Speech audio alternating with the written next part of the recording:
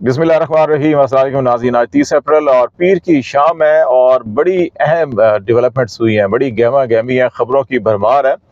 اور 1 اکتوبر سے جو شروع ہو رہا ہے یہ مہینہ، اس کے اندر بڑی اہم سرگرمیاں ہونی ہیں، اور خاص طور پر جو پہلا ہفتہ ہے یہ تو ہنگامہ خیز ہفتہ ہوگا۔ سپریم کورٹ آف پاکستان میں پوری کوشش کی جا رہی ہے کہ 63A جو فلور کراسنگ یا ہارس ٹریڈنگ کی جو اجازت دے گا، گنتی میں شمار کیا جائے گا، اس کی اجازت جو ہے دے دی جائے اور فیصلہ کر لیا جائے۔ لیکن جسٹس منیب اختر نے ایک بڑی رکاوٹ اس کے اندر پیدا کی ہے۔ کس حد تک جسٹس منیب اختر کامیاب ہوتے ہیں، اور قاضی فائز عیسیٰ صاحب جو بظاہر یہ دکھائی دے رہے ہیں کہ بہت جلدی میں ہے کہ 63A کا فیصلہ کیا جائے تاکہ جو کانسٹیٹیوشنل امینڈمنٹ کا معاملہ ہے وہ آگے بڑھ سکے۔ ایک طرف یہ معاملہ ہے، دوسری طرف پنجاب کے الیکشن ٹریبونلز کے اوپر بھی بڑا اہم فیصلہ دیا گیا ہے، اور سب سے اہم چیز جو ہے وہ عمران خان نے ایک احتجاجی کال دی ہے، اور ڈی چوک میں احتجاجی مظاہرہ کرنا اور دھرنے کا اعلان انہوں نے کیا ہے، اور یہ ہوگا جمعہ 4 اکتوبر کو۔ یہ وہی دن بنتے ہیں کہ پہلے ہفتے میں حکومت کی کوشش ہوگی پہلے دوسرے ہفتے کے اندر جو ہے کہ وہ ترامیم کروائی جا سکے، آئینی ترامیم کروائی جا سکے، اور عمران خان جو ہے کہ وہ 2 اکتوبر، 4 اکتوبر اور 5 اکتوبر کو انہوں نے ملک بھر میں مختلف حصوں کے اندر جو ہے کوئی احتجاجی مظاہروں کا اعلان کیا، اور دوسرا پارٹی لیڈرشپ کے اوپر بڑی برہمی کا اظہار کیا ہے کہ جو راولپنڈی میں علی امین گنڈا پور لیاقت باغ نہیں پہنچے، راستے میں تھے، اور یہ سارا کا سارا معاملہ جو ہے کہ مظاہرہ ختم کرنے کا اعلان کیا گیا، اس کو انہوں نے بزدلی قرار دیا ہے، اور اس حوالے سے انہوں نے اپنی لیڈرشپ کو دو ٹوک پیغام دیا ہے۔ یہ معاملہ ہو گیا۔ توشہ خانہ کیس میں عمران خان بشرا بی بی کی درخواست ضمانت جو ہے وہ مسترد کر دی گئی۔ ہم یہ توقع بھی یہی کر رہے تھے کہ 2 اکتوبر کو فرد جرم عائد ہونی ہے، تو یہ ٹرائل کورٹ میں ابھی اس کا فیصلہ اسی قسم کا ہوگا۔ ہائی کورٹ سے عمران خان بشرا بی بی کو اس میں ریلیف مل سکتا ہے، اور عمران خان کو ایٹ لیسٹ اس وقت تک جب تک کہ آئینی ترمیم کا پیکج پارلیمنٹ کے اندر پیش نہ ہو جائے، منظور نہ ہو جائے، یا کسی کنارے یہ معاملہ لگ نہ جائے، اس وقت تک عمران خان کی رہائی جو ہے وہ ہوتی ہوئی دکھائی نہیں دے رہی۔ اس کے علاوہ سنجانی جلسہ جو ہوا، اس میں جو تقاریر کی گئی خاص طور کے اوپر ان بعض رہنماؤں کی جانب سے جنہوں نے فوج کو یا فوجی ان افسران کو جو سیاست میں براہ راست ملوث ہوتے ہیں، یا ISI کے ان افسران کو جو سیاست اور انسانی حقوق کی خلاف ورزیوں کے اندر ملوث ہیں، ان کے اوپر تنقید کی۔ اس حوالے سے وفاقی کابینہ نے یہ فیصلہ کیا ہے کہ ان کے خلاف ریاست مخالف مقدمہ جو ہے وہ قائم کیا جائے، بغاوت کا مقدمہ قائم کیا جائے گا۔ اس سلسلے میں وفاقی حکومت اور وزارت قانون کو ذمہ داریاں سونپی جائیں گی، اور وزارت داخلہ کو بھی کہ وہ اس میں افراد کو نامزد کریں، تحقیقات کریں، اور یہ مقدمہ درج ہو۔ یہ معاملہ رک نہیں رہا۔ انسداد دہشت گردی راولپنڈی میں جو ججز کے تبادلے ہوئے تھے، جو آزاد جج جن کو سمجھا جاتا تھا ان کو وہاں سے ہٹایا گیا تھا، ان کی جگہ نئے جج آئے، انہوں نے ہیئرنگ کی ہے، اور ایک اہم بڑا پہلا فیصلہ جو ان کا آیا ہے اس میں جو پاکستان تحریک انصاف آزاد کشمیر کے سینئر رہنما ہیں، اپوزیشن لیڈر بھی ہیں آزاد جموں کشمیر قانون ساز اسمبلی میں، خواجہ فاروق، ان کو اور 7 خواتین جن میں وہ 80 سالہ خاتون روشن جہان بھی شامل ہیں، جن کو گرفتار کیا گیا تھا پنڈی احتجاجی مظاہروں کے دوران، ان کو مقدمے سے ڈسچارج کر دیا، ان کی رہائی کا حکم دیا ہے۔ اور سیمابیہ طاہر جو رکن قومی اسمبلی کے لیے الیکشن لڑی تھی، کامیاب بھی ہوئی تھی، لیکن ان کو فارم 47 کے مطابق ہروا دیا گیا۔ ان کا 4 روزہ جسمانی ریمانڈ دیا گیا، جبکہ 4 جو کم سن بچے تھے ان کو جیل بھیج دیا گیا۔ حالانکہ چاہتے جج صاحب تو ان کو بھی جو ہے کہ وہ رہا کیا جا سکتا تھا، لیکن ان کو جیل بھیج دیا گیا ہے۔ اسی کے ساتھ ساتھ جو ہے کہ چیئرمین پاکستان پیپلز پارٹی بلاول بھٹو صاحب کا ایک بیان سامنے آیا، کوئٹہ میں انہوں نے خطاب کیا، اور وہ یہ کہتے ہیں کہ ان کے پاس 2/3 اکثریت ہے، نہ ہی وہ حکومت کا حصہ ہے۔ عدالتی ریفارمز وہ چاہتے ہیں تاکہ لوگوں کو انصاف ملے، لیکن یہ اعتراف ان کا کہ 2/3 اکثریت ہے، نہ وہ حکومت کا حصہ ہے، کہیں وہ اعتراف شکست تو نہیں کر رہے، ان کو احساس تو نہیں ہو گیا کہ وہ اپنی آئینی ترامیم شاید منظور نہ کروا سکیں یا کامیاب نہ ہو سکیں۔ تو یہ ایک طویل فہرست ہے آج خبروں کی، جن کے تناظر میں اگر آپ معاملات کو دیکھیں، اس کو اگر ہم لبے لباب اس کا نکالیں تو 2-3 چیزیں بڑی اہم ہیں۔ ایک جو 63A جو معاملہ ہے اس کے اوپر ہم بات تھوڑا سا کریں گے۔ دوسرا معاملہ الیکشن ٹریبونل کے اوپر جو جسٹس جمال بندوخیل صاحب نے اضافی نوٹ لکھا اور عقیل عباسی صاحب نے اس اضافی نوٹ کی حمایت کی ہے، اس کے اوپر ہم بات کریں گے۔ اور پھر عمران خان کی کال جو ہے، جو ڈی چوک کے اندر احتجاجی مظاہرے کی کال ہے، اور کہا ہے جی کہ اگر آپ کو 2 دن بھی لگتے ہیں وہاں پہنچنے میں، کارکنوں نے، لیڈرز نے ضرور پہنچنا ہے، اور جو لوگ بزدل ہیں، جو ڈرتے ہیں، وہ بے شک ہمارے ساتھ نہ چلیں۔ کارکنوں نے فیصلہ کر لیا، لیڈرشپ نے، عمران خان نے فیصلہ کر لیا، اب جو دوسری لیڈرشپ ہے اس کو فیصلہ کرنا ہوگا۔ یہ بڑا دو ٹوک پیغام ہے۔ تو یہ پیغام سارا کا سارا معاملہ جو ہے کہ عمران خان بھی سمجھتے ہیں کہ یہی ہفتہ ہے جس کے اندر قاضی فائز صاحب مکمل سپورٹ فراہم کریں گے، سہولت کاری فراہم کریں گے حکومت کو، اور حکومت اور اسٹیبلشمنٹ مل کر الیکشن کمیشن کے ساتھ مل کر جو ہے 2/3 میجارٹی حاصل کرنے کی کوشش کرے گی، اور ان آئینی ترمیم کو پاس کروایا جائے گا۔ تو اسی لیے عمران خان نے اس ہفتے کے اندر جو ہے کہ بھرپور عوامی احتجاج اور دباؤ ڈالنے کا فیصلہ کیا، اور یہ دباؤ ڈی چوک پہ لانے کا فیصلہ کیا ہے، کیونکہ پارلیمنٹ یہاں پہ ہے، سپریم کورٹ یہاں پہ ہے، الیکشن کمیشن بھی یہاں پر ہے، اور یہی طاقت کا مرکز ہے جہاں پہ دباؤ ڈالا جائے گا اور اس کو روکنے کی کوشش کی جائے گی۔ جو 63A کا معاملہ جسٹس منیب اختر نے اعلیٰ ظرفی کا مظاہرہ کیا، انہوں نے جو خط لکھا اس کے اندر 2-3 بڑے کانسٹیٹیوشنل اور لیگل پوائنٹس اٹھائے ہیں، اور انہوں نے کہا ہے کہ وہ کمیٹی جو ہے 3 رکنی کمیٹی، اس کا مکمل اجلاس نہیں ہوا، اس لیے جو ہے کہ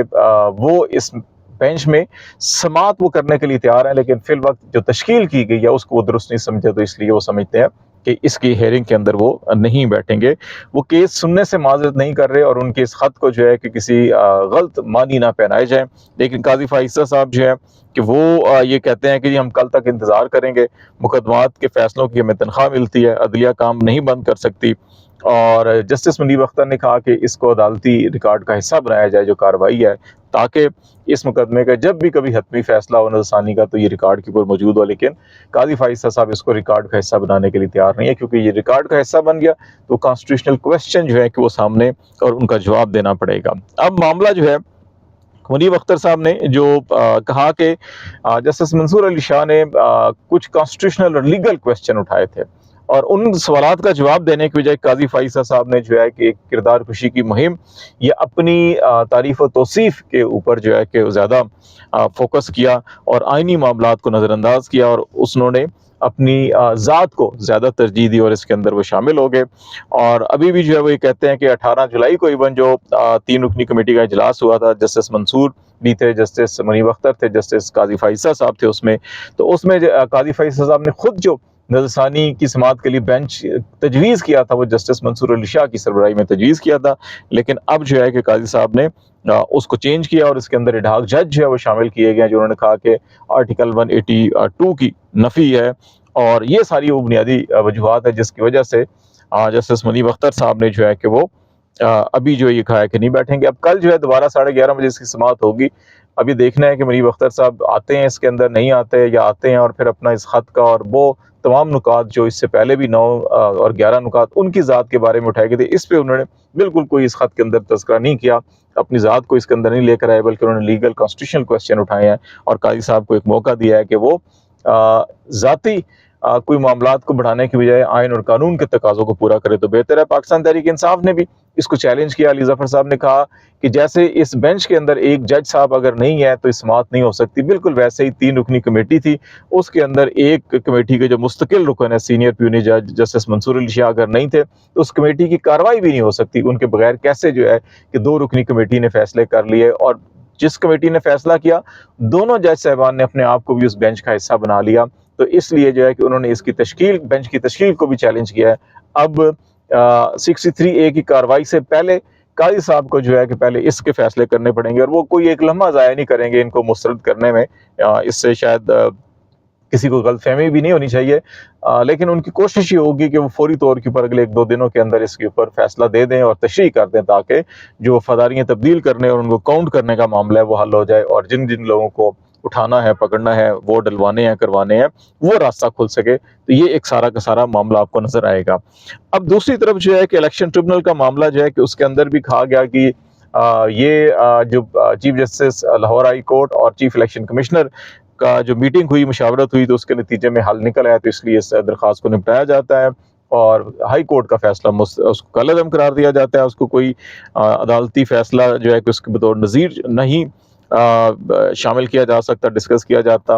البتہ جمال مندوخیل صاحب نے جو اضافی نوٹ لکھا بڑا وہ اہم ہے، اور اس کے اندر وہ یہ کہتے ہیں کہ آئین اور قانون میں کہیں بھی نہیں ہے کہ الیکشن کمیشن پاکستان جو ہے کہ وہ عدلیہ سے الیکشن ٹریبونل کے لیے پینل مانگے گا، اس پہ تو یہ ہے کہ اختیار الیکشن کمیشن کا نوٹیفیکیشن کرنے کا، لیکن جو متعلقہ ہائی کورٹ کے جج ہیں، چیف جسٹس ہیں، وہ نام فراہم کریں گے، اور وہ اگر ایک نام دیتے ہیں تو اس کے اوپر الیکشن کمیشن کو کوئی اعتراض نہیں ہونا چاہیے اور کسی جج کے اوپر اعتراض نہیں ہونا چاہیے. یہ انہوں نے اپنے فیصلے میں لکھا اور الیکشن کمیشن کے اس موقف کو غلط، غیر آئینی، غیر قانونی قرار دیا، جس کی بنیاد کے اوپر الیکشن ٹریبونل کی قیام کے اندر اتنی تاخیر ہوئی پنجاب کے اندر اور معاملہ سپریم کورٹ تک پہنچا. اس کو عقیل عباسی صاحب نے بھی انڈورس کیا. تو اس کا یہ مطلب ہے کہ لاہور ہائی کورٹ نے غلطی نہیں کی، غلطی جو ہے الیکشن کمیشن نے کی تھی، لیکن باقی 3 اکثریتی ججز جو ہیں کہ وہ قاضی فائصہ صاحب اور امین الدین صاحب، اور انہوں نے جو اپنا فیصلہ دیا وہ اس کے اندر زیادہ اہم ہے. تو اب یہ الیکشن ٹریبونل بھی بنے گا اور معاملات آگے بڑھیں گے. اب معاملہ آتا ہے کہ عمران خان صاحب کے پیغام کا. یہ بڑا انتہائی اہم پیغام، اور اس کے اندر بڑا دو ٹوک چیزیں ہیں جو سامنے آئی ہیں. انہوں نے کہا جی میں اور عوام جو ہے ظلم کا مقابلہ کریں گے، جس کو ڈر لگتا ہے ہمیں چھوڑ جائے، ڈر سے فیصلے نہیں بدلیں گے ہمارے.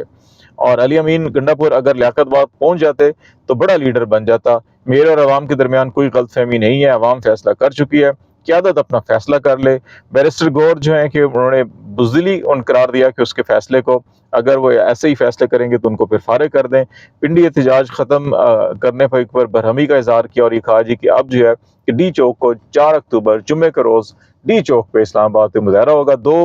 اکتوبر بدھ کو جو ہے میوالی ملتان فیصل آباد اناؤنسمنٹ کی گئی تھی. ملتان میں جو ہے کہ انگلینڈ کی کرکٹ ٹیم جو ہے کہ وہ آ رہی ہے، تو اس لیے بہاولپور اس کو شفٹ کیا گیا. 5 اکتوبر لاہور مینار پاکستان کے اوپر بھی احتجاج ہوگا. تو یہ عمران خان کو اندازہ ہے کہ اب معاملات جو ہے فیصلہ کن مرحلے میں داخل ہو چکے ہیں. اب جو ہے یا آپ کو مصلحت سے کام لینا ہوگا یا آپ کو بھرپور اپنی عوامی طاقت کا مظاہرہ کرنا ہوگا. اسی سے آپ وہ جو قوتیں ہیں جو اپنی طاقت، بزور طاقت اور ظلم اور جبر کے ذریعے جو ہے کہ ارکان کو اٹھا کر گنتی پوری کر کے آئین کا چہرہ مسخ کرنا چاہتے ہیں، عدلیہ کے اوپر حملہ کرنا چاہتے ہیں، ان کو روکنے کا عمران خان کے نظر کے اندر ایک ہی طریقہ ہے، اور عوام اس میں بالکل تیار دکھائی دیتی ہے. اب اصل امتحان جو ہے وہ پی ٹی آئی کی لیڈرشپ کا شروع ہوگا کہ وہ اب 4 اکتوبر کو کیا رسپانس دیتے ہیں، اور یہ رسپانس جو ہے بڑا فیصلہ کن ہوگا. تو لیٹس سی، دیکھتے ہیں کیا ڈیولپمنٹ ہوتی ہے. آج تک اتنا ہی. خالد جمیل کو اجازت دیجیے. اللہ حافظ.